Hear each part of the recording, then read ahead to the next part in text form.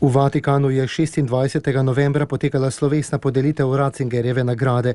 Letošnja prejemnika sta katoliški duhovnik Inos Bifi in pravoslavni teolog Ioannis Kurempeles, ki sta se zaslužnim papežem Benediktom XVI. Osebno srečala dan predtem v samostanu Mater Ecclesia. Nagrado jima je izročil papež Frančišek in ima ob tem tudi čestital.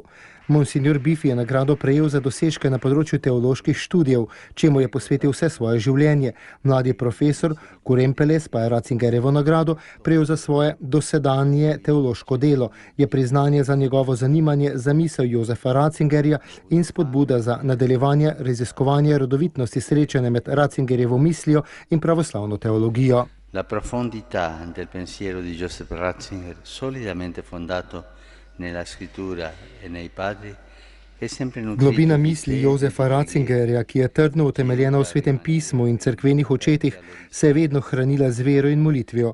Pomaga nam ostati odprti za obzorje večnosti, s tem pa daje smisel našemu upanju in našim človeškim prizadevanjem. Ratzingerjeva misel in nauk sta rodovitna, kot je nadaljeval papež Frančišek.